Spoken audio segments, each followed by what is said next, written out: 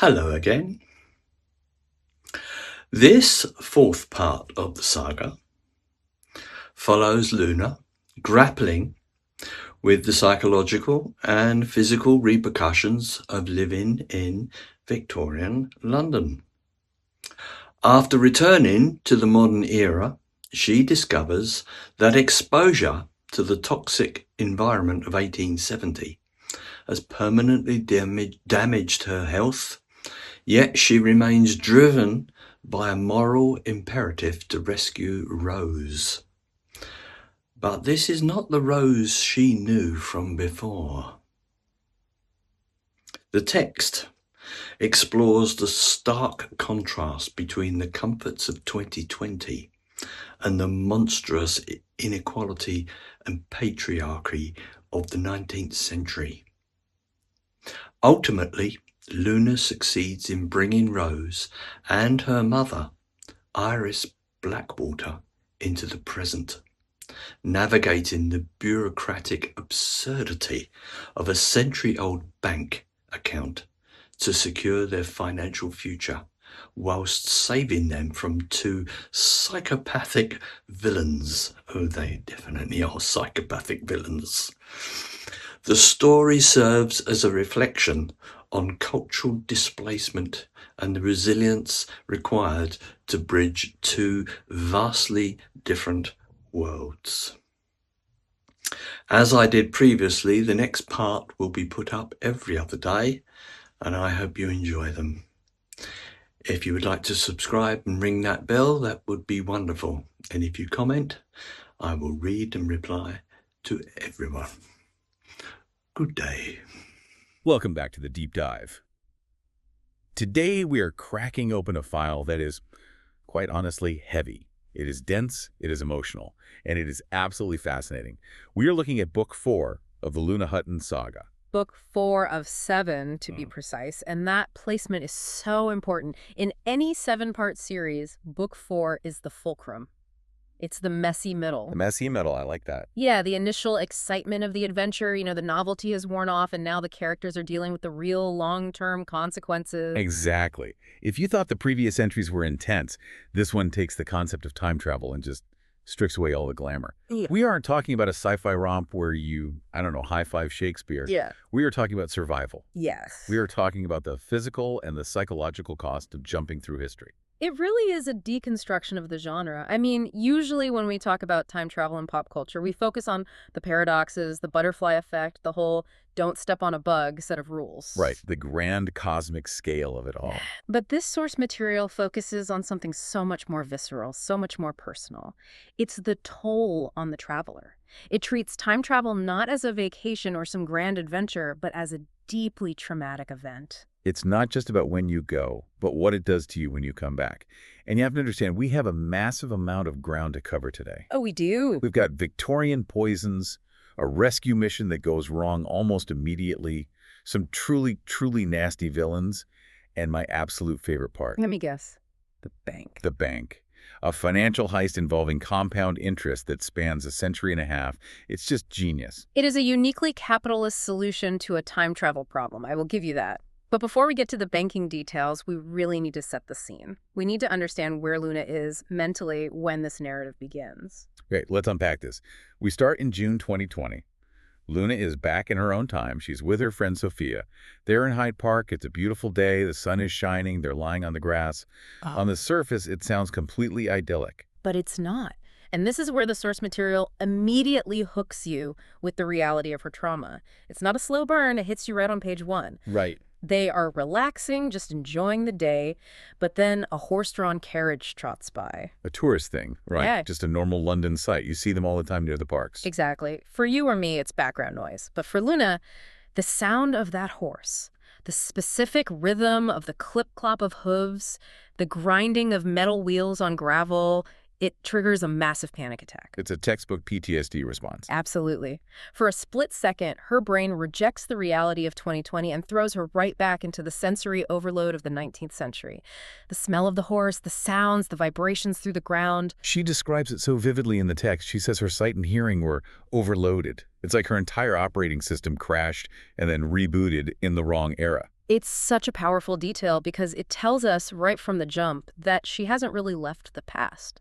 It's still inside her. It's haunting her. And it's not just a vague historical haunting.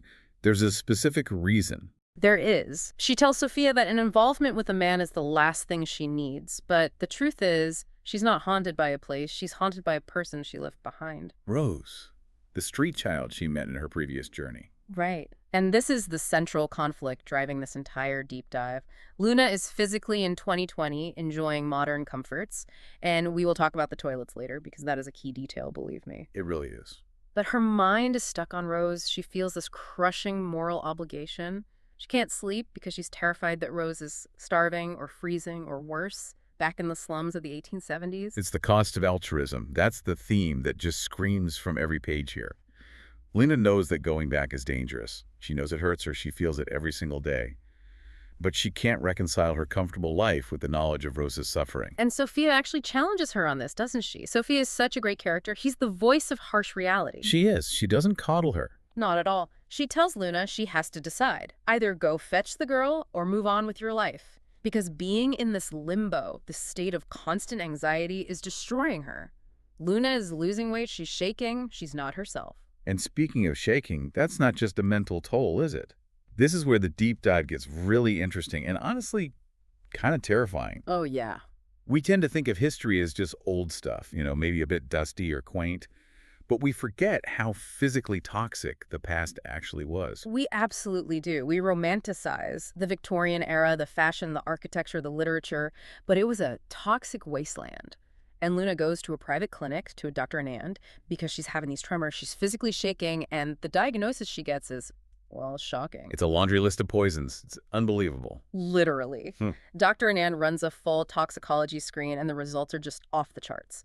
High concentrations of lead, arsenic, aluminum, boron, asbestos, potassium, sodium, zinc, and barium in her system. That is horrifying. It sounds like she swallowed a periodic table of hazardous materials. And Dr. Anand is completely baffled.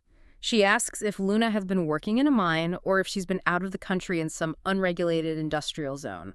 These are not things you just pick up in modern London. Of course not. But Luna can't say, oh, I'm sorry, I actually spent a year breathing the air and drinking the water of 1873 London, because she'd be committed to an asylum on the spot. So what's the source? I mean, I know about the smog, the famous pea supers, but arsenic, where does that even come from? Arsenic was everywhere in the Victorian home. It was in the green dye used for wallpaper and dresses, a very fashionable color called Scheele's green. So her clothes and her house could have been poisoning her. Slowly every day. It was also in food as a preservative or sometimes a bulking agent. Lead was in the water pipes, the paint, even added to wine to sweeten it. Asbestos was being used more and more in insulation and manufacturing. If you lived in 1870s London, you were basically a walking, talking filter for industrial waste. And Luna's body just soaked it all up. Like a sponge. And then comes the kicker. The consequence of all this toxicity beyond the tremors. Dr. Anand drops a bombshell. She tells Luna she is likely infertile. Yeah. Her ovaries have been fundamentally impaired, damaged by these toxins. This adds such a profound layer of grief to her character. It's not just an abstract danger anymore. She's young, she has her whole life ahead of her, and she is essentially sacrificing her own biological future because of where she's been. The time travel is literally eating her alive from the inside out. It's sterilizing her. And it explains her anger. You see this rage bubbling under the surface. She's not just a tourist in time, she's being physically degraded by it. And to twist the knife a little further, to really hammer home the tragedy of it all, right after this diagnosis, her sister Blanche visits.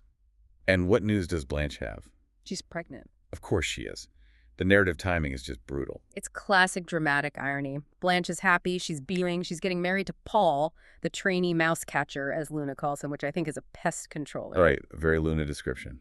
And she's pregnant. And Luna has to sit there, holding this secret, devastating tragedy, and pretend to be happy for her. She can't explain why she's not jumping for joy. She's holding two impossible secrets. The time travel, and now the infertility. That isolation must be crushing. But the secret doesn't stay secret for long, does it? Blanche overhears Luna and Sophia talking. She does, a classic trope, but it works so well here. She hears them discussing the poisonous crap in Luna's body, and then she hears the words time travel. And instead of gaslighting her or trying to spin some ridiculous lie, Sophia makes a bold move. A very Sophia move. Completely. She decides to show Blanche the proof. She's done with the secrets. The Hastings photographs. Exactly. And these aren't some vague, blurry Bigfoot photos. The book describes them as actual tintypes or monochromatic photos taken in 1873 showing Luna in full Victorian dress. They are clear, undeniable portraits. And Blanche, being an artist, she has a good eye for this stuff. She looks at them and she believes them. She does. She tries to rationalize it at first. Maybe it's Photoshop, some kind of elaborate fake. But she realizes the texture, the lighting, the chemical aging of the image. It's real. But interestingly, this revelation doesn't bring them closer. It actually pushes them apart. It creates this huge chasm between them. Blanche is essentially told, my life is fundamentally different from yours. I have a secret life that is impossible. And by the way, I have a dead nephew you never even knew about, referring to a previous timeline. It's too much for her to process. She just retreats emotionally. So Luna is isolated. Oh. She's sick. She's grieving for a future she can't have. And then just when she's at her lowest point, the catalyst arrives. Yeah. The man himself, Mr. Quick. The entity, I should say, because he's not a man. True. Mr. Quick is fascinating because he's so utterly inhuman in his mannerisms. He appears in her bedroom while she's just watching TV. He doesn't knock. He doesn't use the door. He just ripples into existence. The TV signal distorts. The room goes cold. It's a complete violation of her safe space. And he's not there to ask how she's feeling, is he? He's not checking in on his employees' health and safety. Not at all. There's no bedside manner. He delivers an ultimatum, a command. You will return and assemble the child known as Rose Blackwater to this time. Assemble. That's the word he uses, not bring or rescue. He corrects it to collect after a moment, but assemble is a very telling slip of the tongue, if he even has one. It suggests he views people as components in a machine, not as human beings with agency or feelings. Right. The timeline is just a mechanism to him, and Rose is just a gear that needs to be moved from one place to another. Precisely. And he refuses to say why. Luna pushes him. Why is Rose so important? Why does it have to be now? And his response? Not relevant to your understanding. He treats Luna like a pawn, a tool, but he does equip her. He gives her 24 hours to prepare. And this is where we see Luna's experience shine through. She's not a rookie anymore. She packs a survival kit.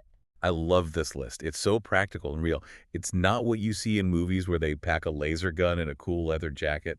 She packs antibiotics, painkillers, toothpaste. The toothpaste is key. You have to remember, Victorian dental care was a nightmare. It often involved things like charcoal, salt, or sometimes even crushed brick. Crushed brick, good Lord. Imagine brushing your teeth with grit. So modern minty fluoride toothpaste is a huge comfort item, a little piece of the 21st century. And crucially, soft toilet paper. That is the detail that sticks with you, isn't it? It's a luxury we take completely for granted. But if you're going back to 1870, you do not want to be dealing with newspaper squares or corn cobs or, heaven forbid, the communal sponge on a stick that the Romans used. It's a small thing, but it represents civilization and hygiene. It really does. And then there's the money. He gives her 500 pounds in Victorian notes. Which, we need to clarify for you listening, is an absolute fortune. In 1870, a working-class wage might be £1 a week, maybe less. A skilled tradesman, like a carpenter, might make £2. 500 pounds is buy a house money. It's live like a lady of leisure for years money. Easily. It suggests either Mr. Quick expects her to be there for a very long time, or he simply doesn't understand the value of currency and just printed a bunch. It's hard to tell with him. So she packs her kit.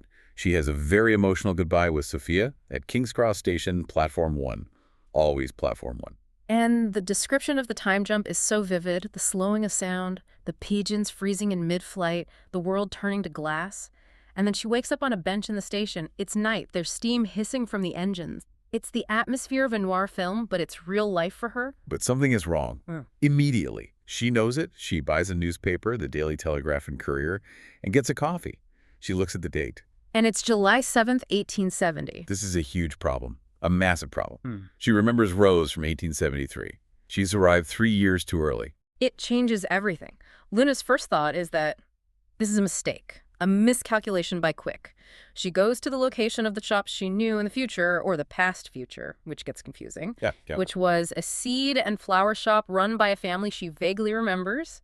But in 1870, it's not that. It's Blackwater tobacconists. No. Established 1759. The name gives her a jolt, obviously. Blackwater. Exactly. So she walks in expecting, I don't know what, maybe a younger version of the starving urchin she knew, but she doesn't find that. No.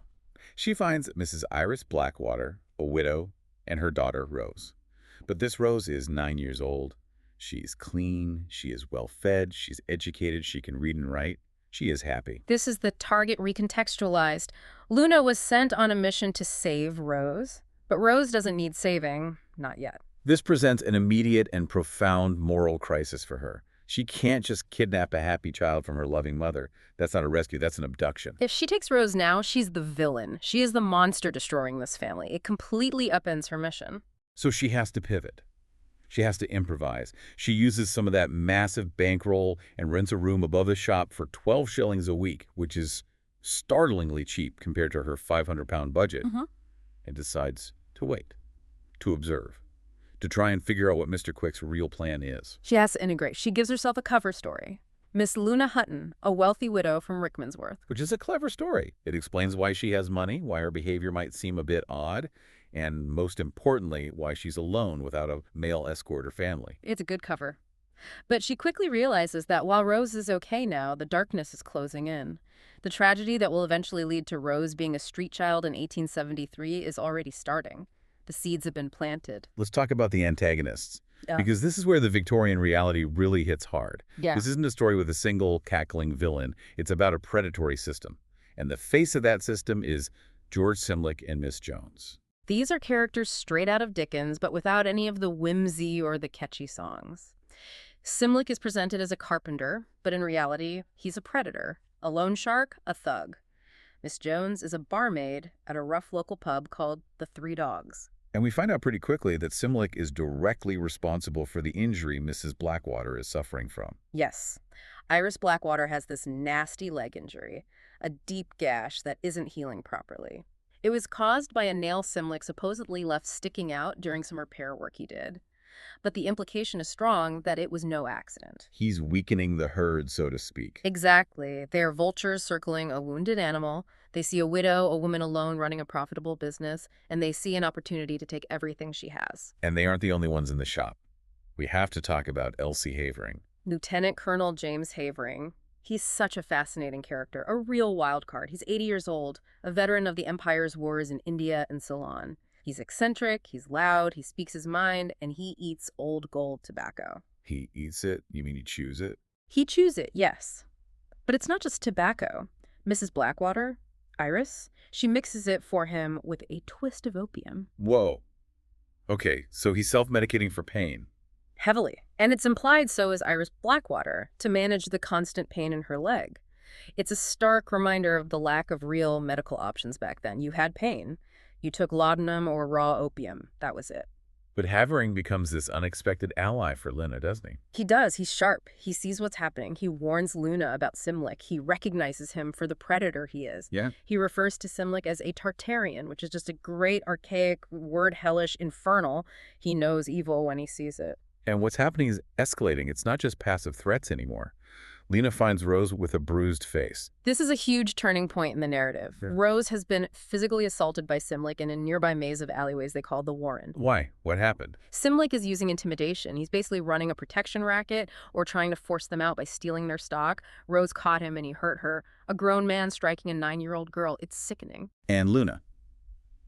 She doesn't take this lying down. She goes full 21st century on him. She does. And it's a huge mistake. She marches right into the Three Dogs pub, a place that no respectable woman would ever go alone. She's going to confront Simlick on his own turf. She's trying to use her modern assertiveness, her confidence, thinking her words and her status as a wealthy widow will protect her. And how does that go for her? Terribly. It's one of the most brutal scenes in the book. It really highlights the difference between the eras. It does. Simlick doesn't care about her words or her social standing. He headbutts her. Ouch. Just like that. Swift, shocking, and brutal. He doesn't argue. He doesn't threaten. He just uses violence. He knocks her unconscious and has her thrown out into the gutter like trash. It's so shocking to read because we're used to protagonists winning these verbal showdowns in stories. But physics and social norms don't care about narrative tropes. She is a woman, alone, in a rough pub in 1870, confronting a violent criminal. The outcome was almost inevitable. She wakes up covered in blood and filth. And the police.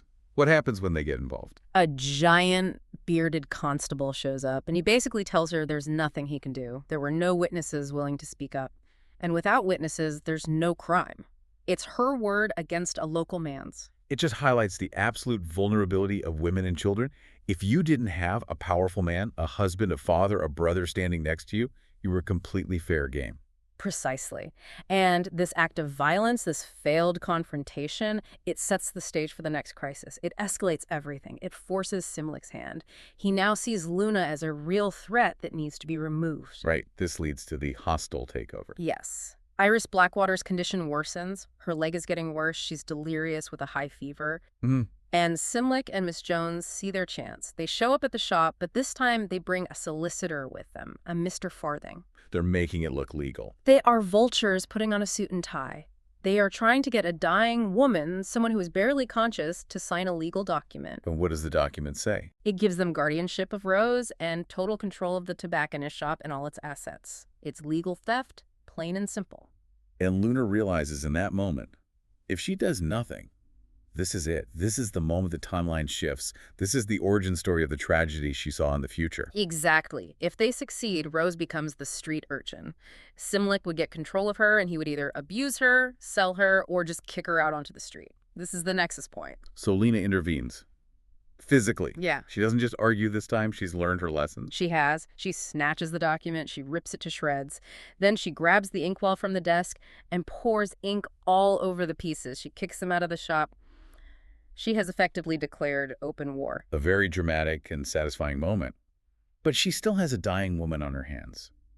The Victorian doctor, a Dr. Rowling, he comes and gives his diagnosis. He diagnoses septicemia, sepsis, blood poisoning. He says the only chance, and it's a slim one, is to amputate the leg. But he admits that she'll likely die from the shock of the surgery anyway. So it's a death sentence either way. From his perspective, yes. But this is the moment of choice for Luna. The ultimate butterfly effect dilemma, because she has a secret weapon hidden up the chimney. In her survival kit, the modern antibiotics. Right, and using them breaks every rule of time travel she knows. It's not like fixing a clock or giving someone a piece of advice. This is introducing 21st century chemistry to a 19th century biological ecosystem. The ripple effects are incalculable. They are. If Iris lives, the shop doesn't get sold to the people Luna knew in the future. The entire local history of that street changes. Who knows what else changes? But she's looking at Rose and she's looking at Iris, and she makes a choice. She chooses to save the person in front of her. She does. She makes a desperate confession to a feverish Iris. She tells her the truth. I am from the future, and this medicine will work. You have to trust me. It's a desperate Hail Mary.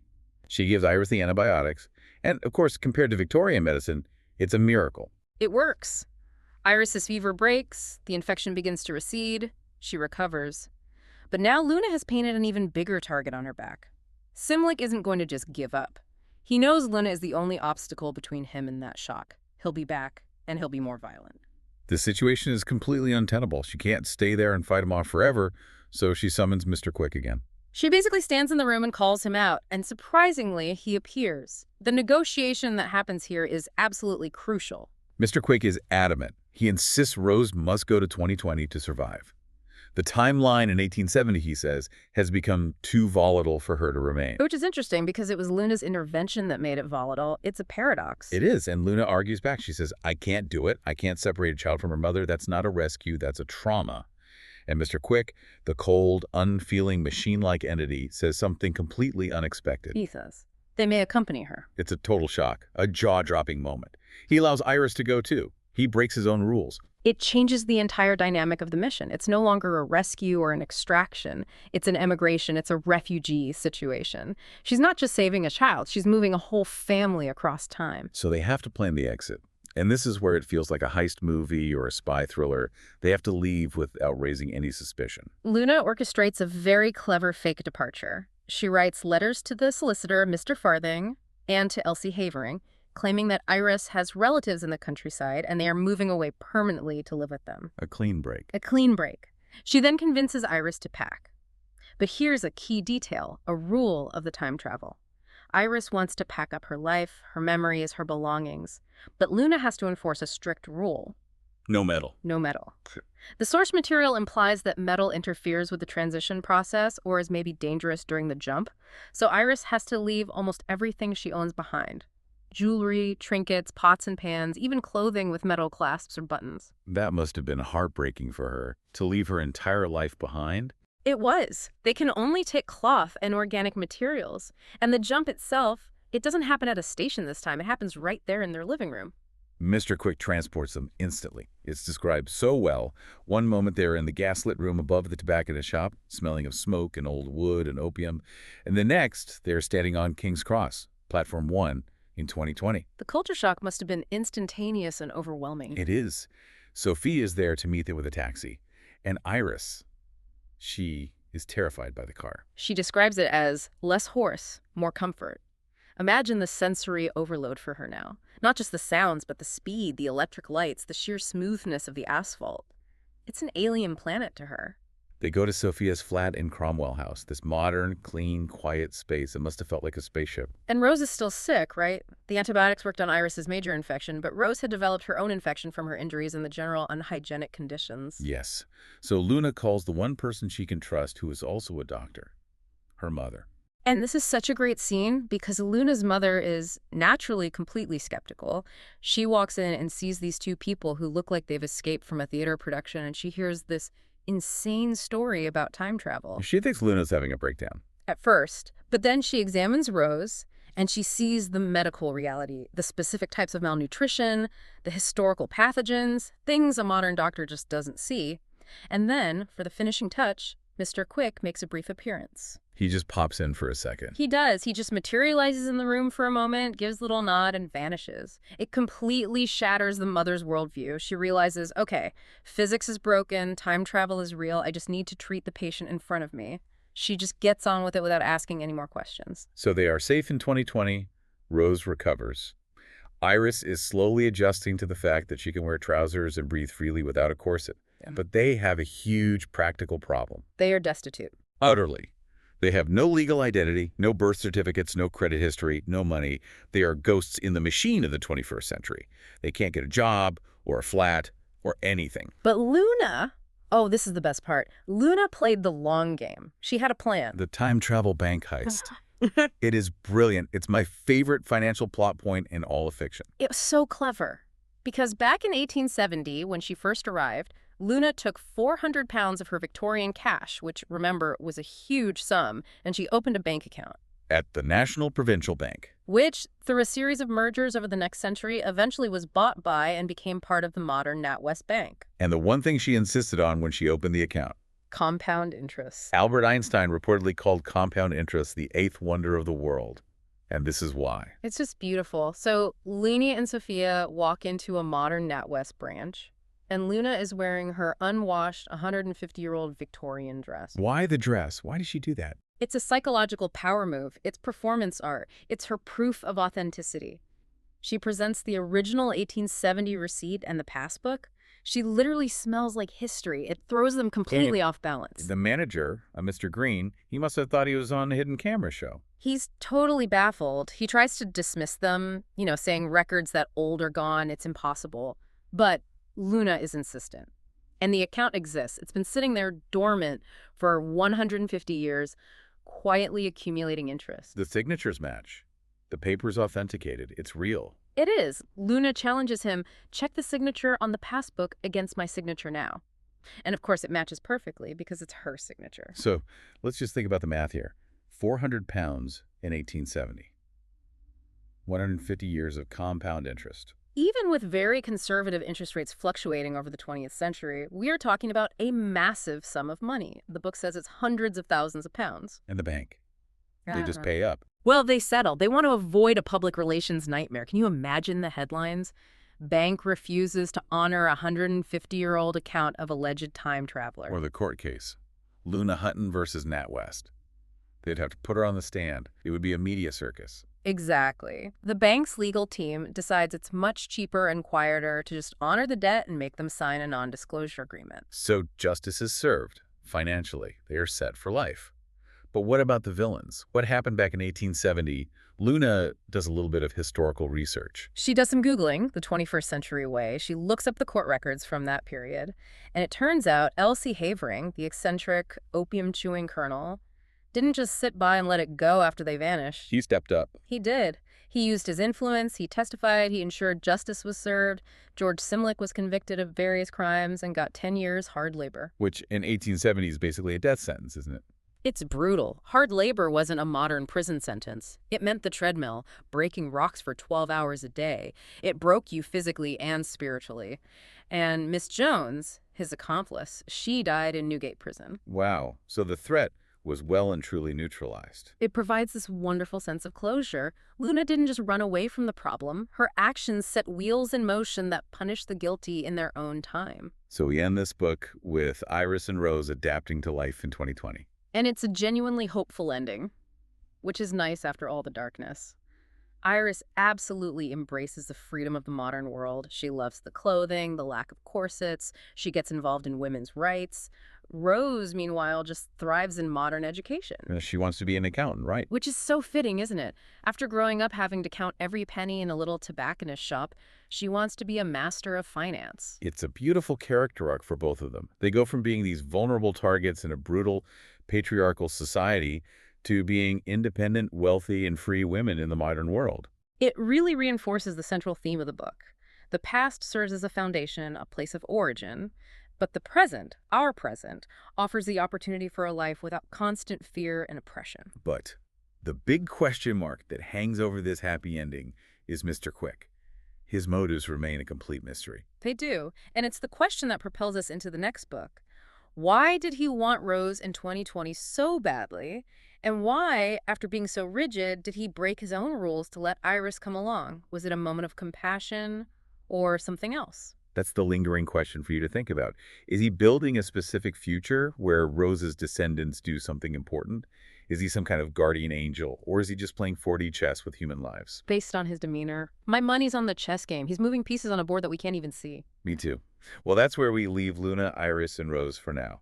It's a happy ending, but one that was bought with a lot of trauma, a lot of courage, and one very, very clever banking transaction. A good reminder to us all. If you ever get the chance to go back in time, make sure you bring antibiotics, soft toilet paper, and for heaven's sake, open a savings account. Solid advice. Thanks for listening to The Deep Dive. We'll see you next time.